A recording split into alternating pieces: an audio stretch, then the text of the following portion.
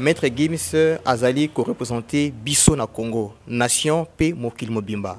À part ça, Maître Gims a la kisi makasité à race noire.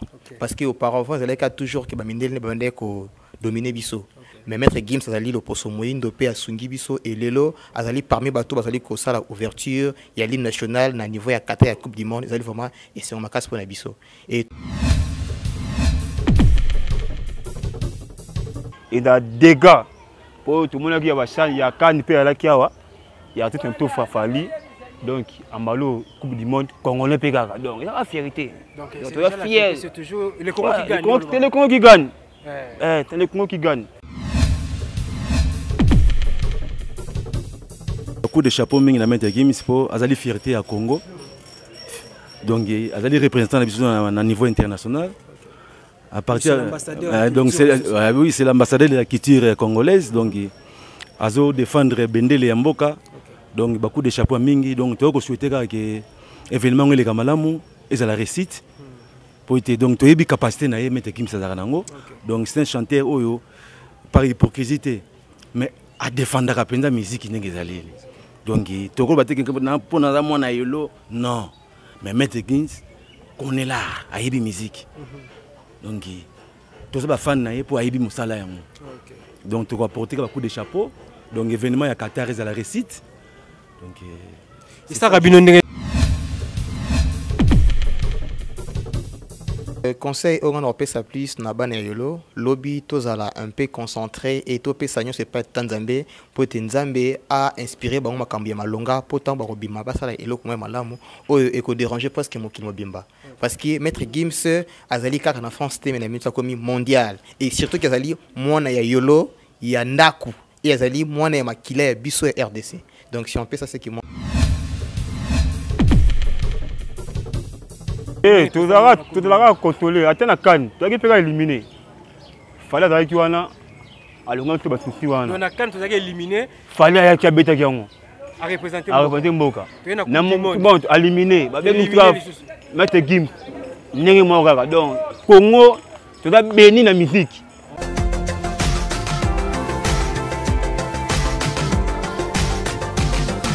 Bienvenue fidèles internautes et chers abonnés de Emergence One Télévision. Donc plaisir à Makassi. Et le lot vous remarquez que Yolo a une liste qui est sur le terrain. Tout ça sur croisement Capella, Kimwenza. Et pas de changer Bazali, tout le monde magasin chinois Zaliawa. La terrasse est tellement ébellée. Vous avez déjà ambiance des araignées.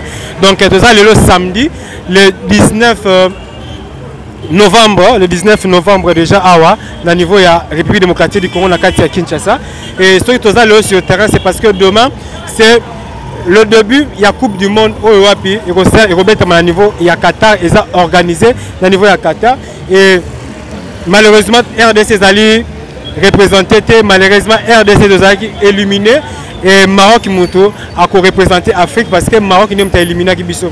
Et plaisir na biso pelo et tinzo ça c'est émission que le Congo sera représenté par l'un des plus grands artistes et musiciens mondiaux au nom de Gandhi Juna, Maître Gims Owapi Lobby à la cérémonie d'ouverture au niveau de Qatar. Et on a dit que parce que l'émission Zaka ya bana yolo.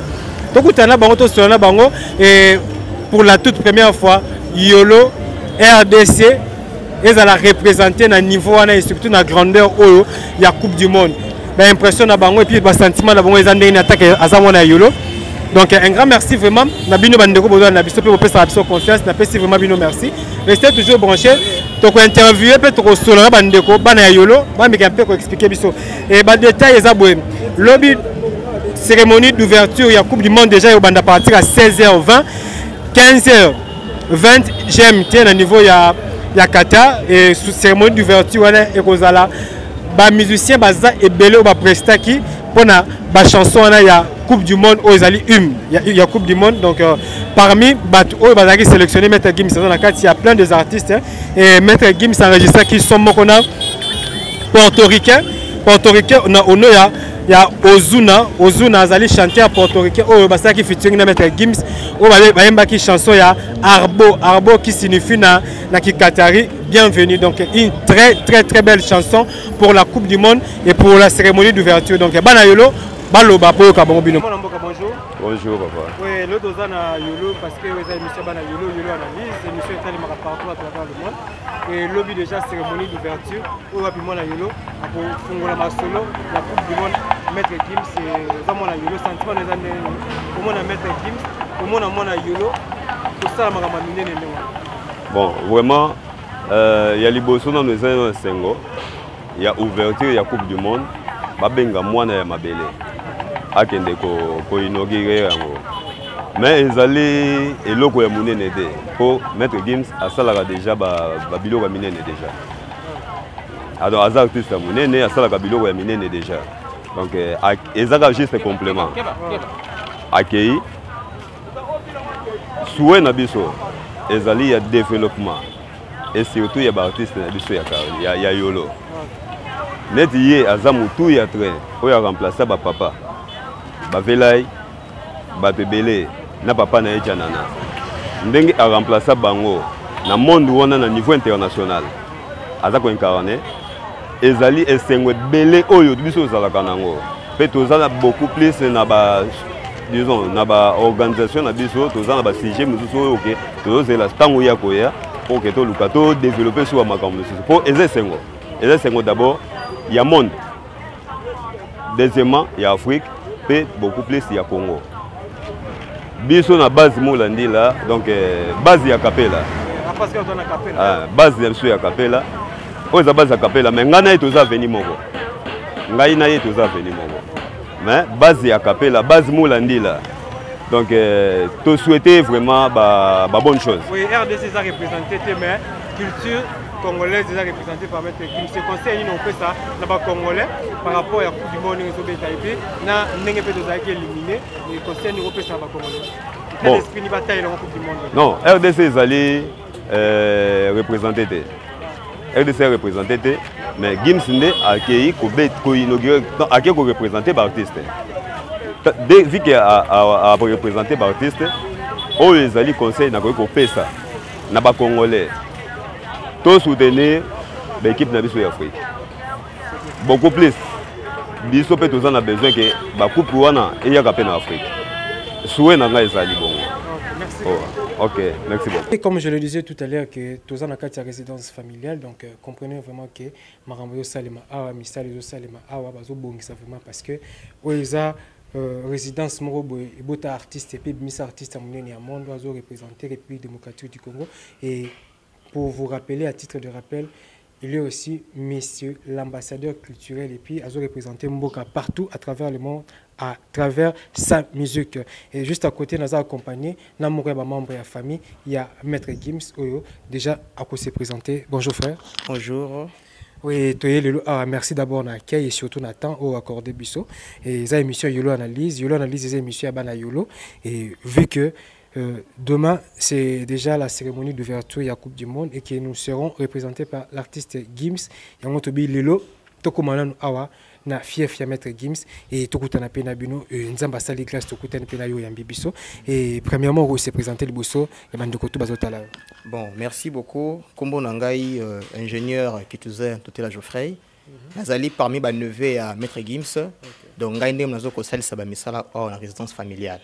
Okay. Merci vraiment ingénieur. Donc vous comprenez vraiment que famille vraiment ils allaient bien équipés et surtout famille vraiment ils ont la tête vraiment en dehors de la musique. Il y a aussi des gens, des jeunes qui représentent la famille dans le domaine surtout et on a aussi vraiment beaux à toujours branché et des collègues même biso plus à ils allaient cérémonie il y a Coupe du Monde où ils ont déjà lobby et à ce que je sache c'est pas facile et puis c'est pas donné à tout le monde comment on a la cérémonie à Coupe du Monde. De manière sélective, il y a plusieurs artistes et musiciens à travers le monde. Il y a Minene, na Obaza Minene, na Obaza moyen, mais tout le monde y met Gims à se retrouver parmi les musiciens qui sont sélectionnés et sentiments dans les années et puis analyse unique ça par rapport. Il y a Maître Gims qui représente Bisso Lobby na Qatar. Merci beaucoup Nandenge Bopesi Bisso Maloba. Pour Nangai, d'abord Maître Gims, ambassadeur Nabiso et à Congo, et à culture congolaise, Azali, Namincha comme déjà mondial. Okay. Parce qu'il y a comme déjà Musika, Tokoro Baké, Maître Gims, Azali, qui représentait Biso na Congo, Nation P. Mokil Mobimba. À part ça, Maître Gims a la kissi makasité à race noire. Parce qu'auparavant, il y a toujours que Bamindel ne dominer biso. Mais Maître Gims a le poso moindo pe asungi biso et lelo azali parmi bateau bazali ko sala ouverture il y a l'hymne national na niveau ya 4 ya coupe du monde azali vraiment et c'est un makas pour na biso et to ko senga le susu que non biso bana ya Congo to zala ini poto sambela peto pe saye makas pe ba chance a que le susu liboso. Donc si on peut ça impression au ngana le bela. Oui, merci vraiment. Donc restez toujours branchés sur Émergence One Télévision parce que awa d'ailleurs plus que soit plus bah impression et puis bah sentiment en déco et lelo et surtout conseil nous couper ça là-bas na yolo et attitude nini oh il faut bah adopter la journée à lobby par rapport à makambo le Qatar. Bon, conseil on a fait ça plus na bana yolo lobby tozala un peu concentré et topé sanyo c'est pas tanzambe pour tanzambe a inspiré ba makambo ya malonga potant ba robima ba sala eloko moi malamu o eko déranger presque mokili mobimba parce que Maître Gims azali kaka na France te na minute comme mondial et surtout qu'azali mwana ya yolo ya ndaku et azali mwana ya makila biso ya RDC. Donc si on fait ça c'est que moi j'allais dire. Ok, merci, c'est déjà la fin. Donc, comprenez déjà tout ici déjà avec l'ingénieur ou accordé biso temps naïe pour nous répondre. Dans le micro, il y a Émergence One Télévision. Et juste remerciement le bandeko. Et très souvent, il y a un bijou chica. On appelle Siembot actuellement. À un niveau, il y a France. Donc, tout a toujours même esprit, tout a toujours même moral. Il y a encore une beauté. Il y a un Pamela Lombo parce que nous avons une famille. Et juste. Bah remerciement à tout à yo ba membre de la famille ya Maître Gims donc tous ça lobby motivé biso tout boso ba TV biso to na Qatar te to na pena na boso ba TV na biso ba itandoike ko tala mwana mboka ambassadeur de la culture Gims Gandhi Juna. Bon, d'abord, je remercie d'abord l'ambassadeur d'Abisso, Maître Gims, Nandenge Sungi Bisso, P. Asungi, Tokomi parmi les pays où vous pointé dans RDC.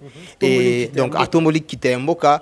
Et je remercie Maman Naimoboti, Maman Angèle Fass, la maman de Maître Gims. Donc, grâce à Yé, Ndé Sali, donc, Fouri na Bangona, Papa, Juna, Yangonde Sali Kepo, Tokoma, na accès même na famille. Et je remercie Bimbote Minge Paye, Vien na Bijou. Na minute azali na Paris et longona ba maman na famille nyonso et na pespe mbote pa ya ba oncle nga nyonso ba Ficha ba Harmonie tout consort na sans oublier l'artiste Oazali na Maître Gims Dadju. Donc c'est un peu ça. Ok, merci vraiment. Donc, big respect à notre maman. On a pena, chapeau, pena, maman, na biso Angèle Fass. Donc, merci vraiment parce que maman est star, star. Donc, maman pena beauté la biso star. Oh, le loba la yolo zara fier quoi. Na biso pena merci et surtout na papa na biso Juna Janana. Merci vraiment. Vous êtes toujours comme manager, toujours artiste. Malam, donc merci vraiment d'encadrement na bino et surtout merci pena Nzambe. Et le loba la biso bana yolo to comme fier. Comme fier donc to bangara côté et puis to za na moto ko bang sa bisoté to za na artiste ko bang sa bisoté parce que les artistes mon côté actuellement au niveau ya Congo za na trempe à Gims c'est ça il faut tout le vérité et lelo il est l'image il est l'image de toute une nation donc maman Angèle Fass ici ko vanda na vraiment donc paiement on a kimia donc il y a après 3 siècles aux Arasta donc on a passé bien vraiment beauté on se retrouve très prochainement. Oui, bande konangai bana yolo donc ba Maître Gims ça va toujours mon yolo ça toujours présent mon yolo ça donc ça va toujours motivé biso tout bana yolo derrière l'artiste Gims donc Gandhi Juna quand bien même lui il représente toute une nation et tout un continent mais tout ça on a fief na yolo à tout ça ce qu'on a venu bolobo juste à venir en face ya Maître Gims au tout ça comment on voit un peu mon bana yolo comment santé ndenge nini pepele oui santé normal qui bino bana yolo beaucoup de sursaut d'orgueil parce que depuis Gims akoma Gims c'est comme le fierté na bino et Maître Gims déjà lobby dans la cérémonie d'ouverture il y a Coupe du monde pour une première fois congolais à représenter nation na biso et puis culture na biso sentiment les andé ah vraiment na wabango plaisir à trop tara bito bana yolo to fier na Maître Gims na biso donc abundela tout yolo te Congo c'est particulièrement dans l'année yolo po abotami pena awa akoli awa na venir openda mbupo famille pena liboso kuna to ebi ve na bitu na Gims atala bonne bien donc ouverture à chaque année dans la kitoko fort tala ya coupe du monde pardon et dans dégâts pour tout le monde qui a ba chan ya kan pe ala kiawa ya tout un peu fafali donc ambalo coupe du monde congolais pe kaka donc il y a fierté donc c'est toujours le Congo qui gagne le Congo qui gagne c'est le Congo qui gagne oui comment vraiment et lobby déjà biso toza to participer parce que toza qui éliminé Maroc a éliminé biso et attitude ino senga ba congolais ba taille la coupe du monde là. Est cérémonie d'ouverture et participation à mettre Gims comme artiste et musicien ou à Yembi hymne national et pour consoler biso. Donc ils ont spécial biso encore souci péré. Tout la contrôler attends la canne, tu as pas éliminé. Fallait avec wana alonga to basusi wana. On a canne tu as éliminé. Fallait ya kabeta kiango. À représenter Mboka. Na bon éliminé, ba mettre Gims. Ndenge moko donc Congo tu as béni na musique. Donc na mamba il faut pas bongisa mambo belé. Loka la musique to bunda boye tala. Apparemment ils ont commandé ba jouer ba musicien ba zo bongisa. Donc Congo ba musique muto to bongisa mambo tout mboka o. Elonga bito ba système belé taka to longo mondial mais Gims ta qui présenter biso. To longo la can fallait avec wana donc. Il y a des avantages donc.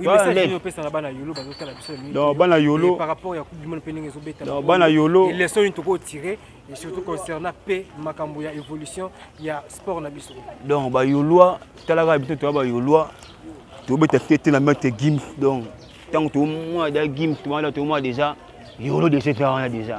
Talaka yolo beta mondial. Yolo beti mondial. Donc toi to ba yolo et yolo. Yolo Zadala, Dalaka wana dans l'enda. Yolo toi la médaille belé, ba disque belé, ba disque platine, tout le monde déjà. Donc Yolo koto, grâce à Maître Gims. Donc côté Yolo la musique donc, on les a goûté. Ok, merci juste par remerciement à Ndeko Baota la biso parce que ils a juste les moments tout ça la topé ça ba na nous sauter Yolo chance ba mec un peu pour faire ça sentiment la bon et puis analyse par rapport à cérémonie d'ouverture à Maître Gims. Donc en tout cas cérémonie Nobel le bien tala Gims c'est moi tana. Tout ce va poids, va bonne chance et les bien. À Tomboli pena drapeau à RDC na musique donc. Un vrai ambassadeur qui ça dit bien ambassadeur à Tolone wana. Donc merci vraiment donc comprenez vraiment que bana yolo tout va satisfait et c'est vraiment une fierté. Tous on a toujours wana Carla Itonga maman na biso Angèle Face et puis il y a un bijou Chika au niveau de France donc on est toujours ensemble. Merci. Merci vraiment Nabana Yolo, merci Nabino Boza partout à travers le monde et là je vois les jogs par Vibosulu et puis Namoni Carla Itonga Namoni encore Sandra Ntumbambabu Namoni Bana Yolo Baza Belé Fabrice Tiendela Fondation a vraiment puis Bajudoka tout SND donc tout ça déjà sur le terrain lobby Marambouza Yaminene parce que pour la toute première fois RDC ils allaient représenter na cérémonie d'ouverture de la Coupe du Monde. Coupe du Monde au Kenya depuis 1974. Si l'autre qui a raté, mais grâce à Maître Gims, tu zongi les sous drapeau en bok, zongi les sous, culture on a vu zongi les sous donc force vraiment notre artiste donc ma prière faut ça les mara toujours pour naïe parce que tous en a bango mis ça tout est tous en a bango disité ou hasard capable il y a qu'on remonter ba grand défi il y a qu'on remonter ba défi à miner pour na le coup en bok mais monsieur l'ambassadeur Gandhi Juna Gims vraiment merci nayo merci à maman Angèle Face, merci à notre papa Juna Janana, Naning Bobote Labiso Star, Toba qui va parler un star, Bazape Bastar, donc merci Nabino. Na Pessimbote encore, na Yaya Nangai Bijou Chika, na Pessimbote na Yaya Nanga Pamela Lombo, donc on est toujours ensemble ainsi que la famille Gims Mobimba, donc famille Juna Nyoso, tout aux Nabino ensemble. Et awa déjà tout aussi tout au côté de la résidence familiale tout sololi, na moko ingénieur et puis moko membre de la famille et bozo on a déjà na Simananga déjà résidence familiale déjà on a donc bozo bongson parce que après Qatar Maître Gims tozana awa donc vous comprenez déjà rendez-vous c'est qu'après Qatar tozala ana Maître Gims na maman Angèle Face na papa na biso Juna Janana tozala awa donc totala finale la Coupe du Monde wana après finale wana nde tozala susu awa donc bana yolo Maître Gims ça s'appelle ça déjà mode d'ordre tozala wana donc on benga déjà venangai apusa na déjà to clôturer élément na biso vraiment parce que le loza spécial bana yolo baza lelo honoré bana yolo baza fier comme on a moi na bango leki na bango vie na bango master na bango petit na bango Gandhi Juna Gims lobby na cérémonie ya Coupe du Monde. Eh papa bonjour. Bonjour. Et comme on a ni au vandi na kalu awa. Bon nga comme on a ali papa Yolo na moni aux ali voisin ma Maître Gims parce que vous a mapanga ko kangama. Oui, tous ça voisin na maman Angèle Face. Gims a lokola mon akazina biso neve oui donc comprenez vraiment que Yolo makambo ezalaka oui papa na biso Papa Yolo, c'est ça? Oui, sentiment na eza ndenge na minute maman Angèle face à Zotala yo, ou azali voisine na yo, azali niveau France na minute yo bijou chic à Zotala yo, et sentiment na eza ndenge et puis analyse ni ko sala ndenge Maître Gims zo représenter toute une nation et tout un continent na niveau ya Qatar. Bon, na loba boy beaucoup de chapeau mingi na Maître Gims po azali fierté à Congo. Donc azali représentant na niveau international. À partir donc oui, c'est l'ambassadeur de la culture congolaise, donc azo défendre Bendele ya Mboka, donc beaucoup de chapeaux mingi, donc tu as souhaité que événement les kamalamu et la récite pour être donc tu as capacité na Maître Gims Zaranango, donc c'est un chanteur oyo par hypocrisie mais à défendre la musique n'engé zali, donc tu as battu que pour na mwana yolo non, mais Maître Gims connaît là à yébi musique. Donc, tous les fans pour Aïbi Moussala. Donc, tu vas porter beaucoup de chapeaux. Donc, événement à Qatar est à la récite. Donc, et ça, Rabino Nengani, Yolo Missa, mais c'est quoi, Evolokola, Yolo Missa, Bozia, n'a pas dit la coste. Et Lelo, Maître Gims, n'a niveau à Trasaba très haut. Et ça, Rabino Bana Yolo Nengani, comme ça, Rabino Borgeye, tu peux Rabino sous esprit à travailler pour Missa, musicien local, état d'esprit, ni pena Bozarano, le bon à Maître Gims. Bon. État d'esprit, tout le monde a Maître Gims, tant tout le monde a évolué, tout le monde a été aligné, il y a Kolo. Papa n'a pas déjà aligné, Vejuna, Velay. Yesu soit remonté, et puis la commission à niveau, il y a Kolo na sommet. Donc, coup de chapeau, en tout cas, na Maître Gims. Pour ceux qui étaient, en tout cas, Yolo Ngo, ça a un problème. Oui, la minute Maître Gims Zotala yo, message d'un copé ça y est, par rapport, il y a un représenté Mboka, et puis par rapport, il y a musique qui a à travers le monde. Bon, Maître Gims, courage à ma casse, donc on a encouragé, car il a toujours un esprit de travail, donc il a un au sérieux. Quand on a un liboso, donc discipline car ils la capo vraiment ça c'est humilité à part Maître Gims ce moment noté. Donc aza idole na biso quoi. Merci vraiment, donc c'est déjà la fin, donc merci vraiment à l'agence Bonabuchinda, donc agence maritime, donc Solingo Tinda Biloko na Ngwanzu, Angola, Kinshasa, Ngwanzu, donc agence Zaka Moko Bonabuchinda, donc tout ça na Oshwe na Matonge numéro 3, donc à niveau à Angola Petozali, donc tu coupez sa bino adresse et vous allez afficher au bas de l'écran, donc tu besoin on a déjà à Bonabuchinda, donc yende penamoto à Simbi Masolo PNM Toza na eno mikolo, donc yende penam da Simbi Yolo analyse, donc merci vraiment na Yolo analyse émission na bino yango tout ça vraiment na besoin na bino yo zolanda biso benga numéro ezali wana, donc tout ça on a besoin de soutien à Yolo émission na bino, on a vraiment besoin à ce que émission vraiment ezala régulière, donc c'est-à-dire chaque semaine 2 fois par semaine émission ezala régulière bosunga pe bo soutenir vision et émission parce que idée est tellement ébélé. On est très fiers Lelo tout ça ba Maître Gims, on est très fiers tout ça na debout Yolo, on est très fiers Lelo tout ça ba toka ba Karla Itonga, on est très fiers tout ça ba toka ba Fabrice Tchende la président Judo Club Sende, on est très fiers tout ça ba Vena Biso Didier la Coste, on est très fiers tout ça na bato belé na Yolo de émission offre ça vraiment soutenu. Donc quant à moi je vous dis merci, un grand merci vraiment na mon vieux Mopache Kemba et surtout na Jacques Maïtou ferme de la paix et na Wikobo ça n'a jamais Carla Itonga et Carlos et José Sandra Ntumambabu na pesi bino mbote na pesi encore mbote na bana tuya yolo émission na bino yango na pesi encore mbote na monsieur Bill Mobuka mtoto na pas Maître Gims yango résidence yango Maître Gims abotami awa koli awa monsieur Bill Mobuka moni depuis les États-Unis parler à Maître Gims yango, donc mon Yolo il y a solo on a des pères et des mères il y a mon Yolo des souches, donc quant à moi je vous dis merci, on se retrouve très prochainement.